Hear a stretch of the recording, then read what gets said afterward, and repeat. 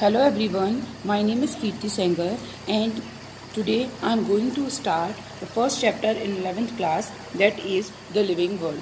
As you know, 11th class 11th is very important for you as you are going to face so many competitive exams. So this class 11th should be जो concepts हैं 11th class के वो सब आपके बहुत अच्छे से clear होनी चाहिए, क्योंकि उन्हीं के थ्रू अगर यहाँ पर आपके कॉन्सेप्ट क्लियर हैं तो आपको आगे कोई प्रॉब्लम नहीं होगी। और एक और चीज़, हम क्लास 11th में चैप्टर वाइज चैप्टर स्टार्ट कर रहे हैं और एक एक चैप्टर करके सारे चैप्टर्स लेंगे और कोशिश करेंगे कि आपको इस वीडियो के बाद फिर कोई और वीडियो ना देखनी पड़े। Okay, so here we start जो chapter 1, that is the living world. Here a term is written that is a living world. तो जो अपना वर्ल्ड है उसमें दो टाइप के ऑर्गेनिज्म हैं, लिविंग भी हैं और नॉन लिविंग भी हैं। अब if I will ask that please define the living organism, so we will not get a satisfactory answer. Okay, but we are easily recognize the organism which one is living and which one is not living by the help of the certain characteristics. So those characteristics are, as the first characteristic is the main and first characteristic is metabolism. Okay, this is a huge term, metabolism. This metabolism term is related to the energy, or we can say metabolism is a set of chemical reactions. ये हमारी body में होने वाली कुछ ऐसी chemical reactions, set of chemical reactions हैं जो हमारे लाइफ को सस्टेन करने के लिए, लाइफ के सर्वाइवल के लिए क्या होती हैं, ज़रूरी होती हैं। All the life processes, all the metabolic activities can be divided into two categories. The first one is anabolic process, anabolic metabolism, and the second one is called as catabolic. Okay, if we will talk this anabolic process, this anabolic is also called as constructive metabolism. This one is called as constructive metabolism. Why this is called as constructive metabolism? क्योंकि ये एक ऐसी metabolic process है जिसमें simpler substances को use किया जाता है और कॉम्प्लेक्स सब्सटेंसेस को बनाया जाता है। In other words we can say that the kinetic energy is stored in the form of potential energy.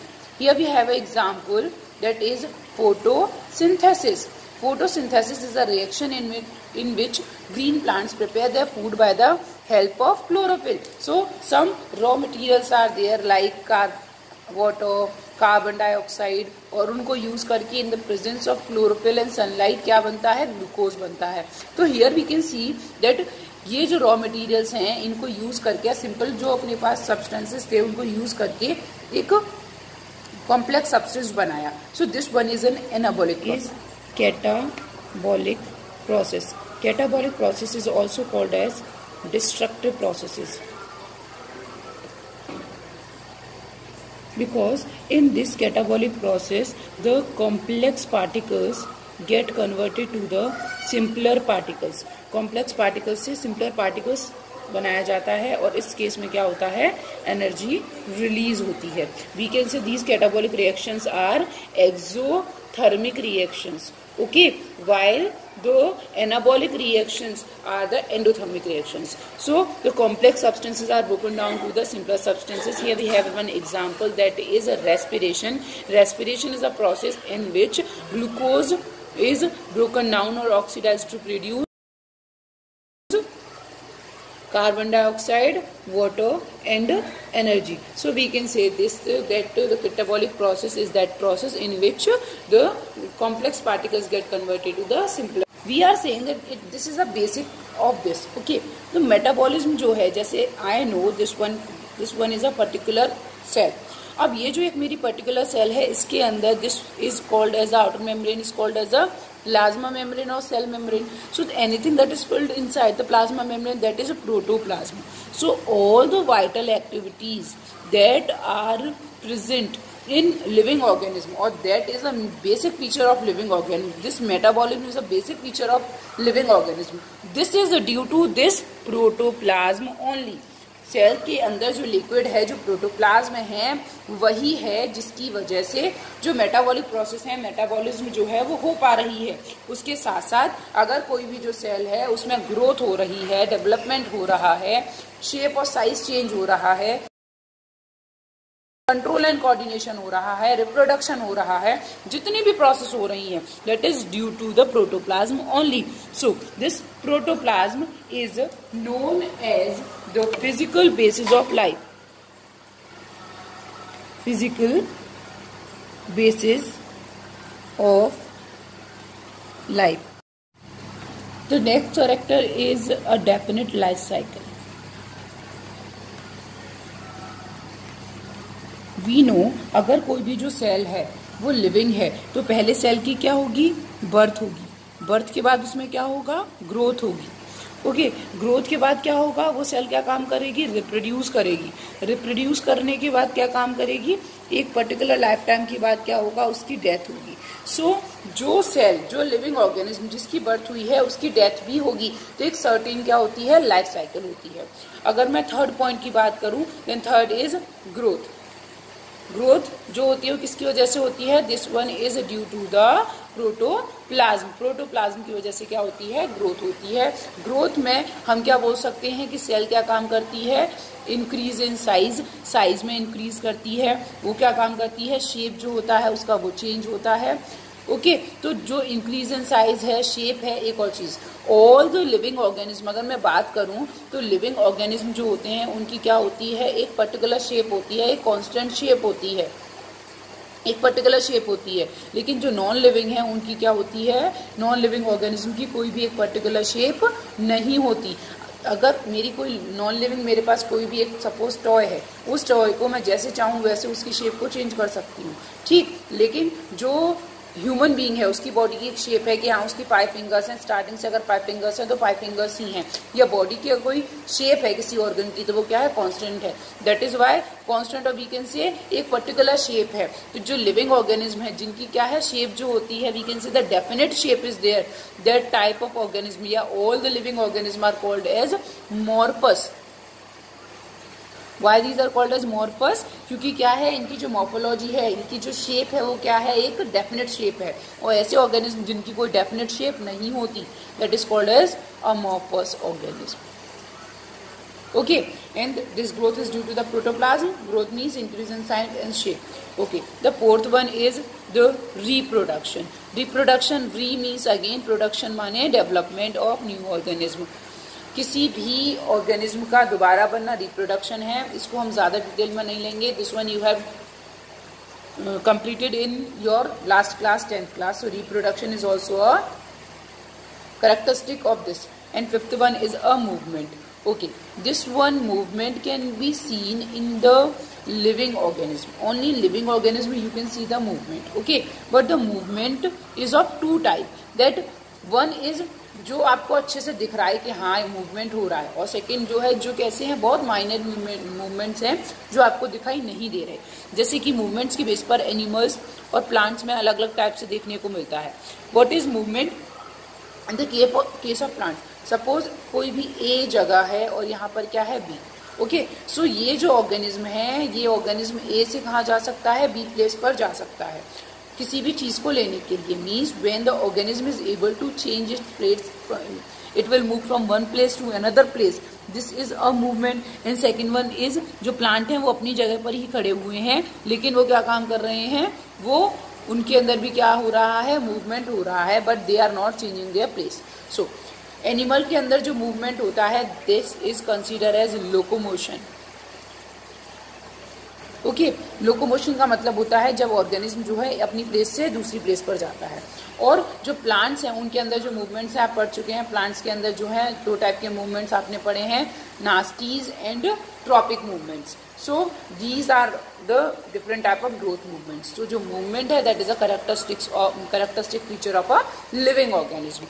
No, all living organisms reproduce. Reproduction is of two type. One is asexual, second one is a sexual method. Sexual method होगा तो आप हमने पढ़ा है कि जो genetic जो gene sequencing है या जेनेटिक स्ट्रक्चर है उसमें चेंज होगा, और जेनेटिक स्ट्रक्चर में चेंज होने की वजह से क्या होंगे, वेरिएशंस होंगे, और वेरिएशंस की वजह से क्या होंगे, इवोल्यूशन होगा। इवोल्यूशन कब होगा, वेरिएशंस की वजह से क्या होगा, टाइम के साथ साथ जो ऑर्गेनिज्म है वो क्या करेगा, एडेप्ट करेगा, एडेप्टेशन शो करेगा। ठीक, जो लिविंग ऑर्गेनिज्म है उनका एक बेसिक फीचर ये है कि they contain the genetic material. Okay, they show variations. Variations कौन शो करेगा, लिविंग ऑर्गेनिज्म शो करेंगे। एडेप्टेशन शो कौन करेगा, लिविंग ऑर्गेनिज्म शो करेंगे। और एवोल्यूशन भी कौन शो कर पाएगा, केवल लिविंग ऑर्गेनिज्म शो कर पाएंगे। ओके, सो हर एक जो लिविंग ऑर्गेनिज्म है that contain a particular genetic material that show the variation, adaptation and evolution. और ये चारों सीक्वेंस किसकी वजह से जनरेट हुए, रिप्रोडक्शन की वजह से जनरेट हुए। Okay, so next term is coordination.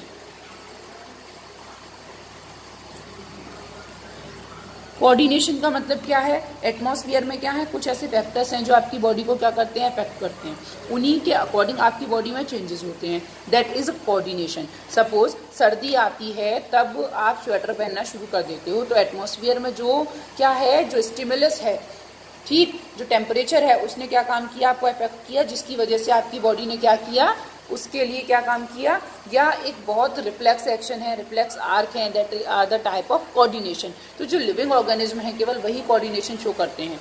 और एक और टर्म है जो इसके लिए यूज किया जाता है, that is called as consciousness. Consciousness, all the living beings are aware of their surrounding.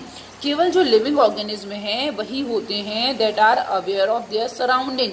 इनके एटमॉस्फेयर में क्या हो रहा है, उस एटमॉस्फेयर में जो हो रहा है उसके अकॉर्डिंग अपनी बॉडी में changes, adaptation, variation, evolution, coordination that is due to the living organism. ये जो है वो कौन कर पाते हैं, किसके अंदर होता है, केवल लिविंग ऑर्गेनिज्म के अंदर होता है। Okay, so there are certain features that we can see, and one more is that is morphogenesis.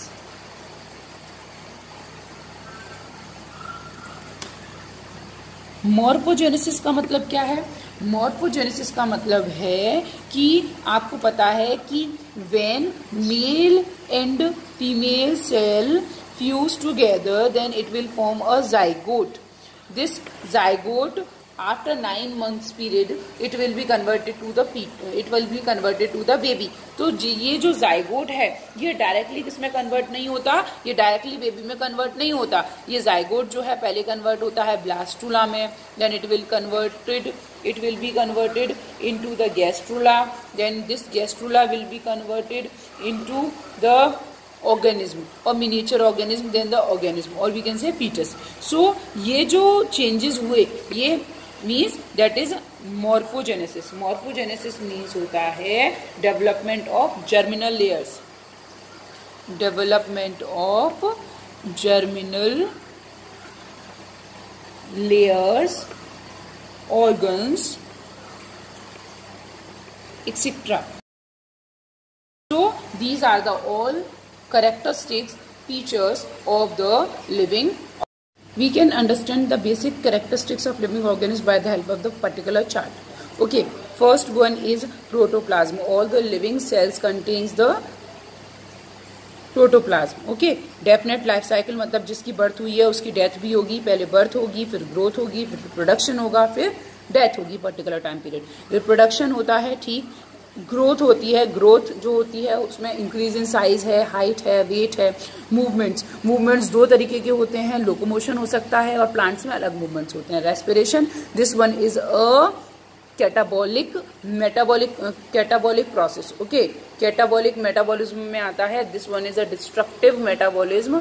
In this जो फूड है उसका ब्रेकडाउन होता है और एनर्जी रिलीज होती है। Metabolism is a basic feature जिसमें क्या होता है, what is metabolism, this is a set of chemical reactions that are essential for sustaining of life. In nutrition is a process in which we intake of nutrients and utilize that to the intake of nutrients and utilize it to get energy. Nutrients को लेते हैं, उसको utilise करते हैं। Cellular structure means हर एक जो organism है उसकी क्या होती है, एक प्रॉपर सेल की स्ट्रक्चर होती है, पर्टिकुलर सेलुलर स्ट्रक्चर होती है। So this is all about the common characteristics of living organism.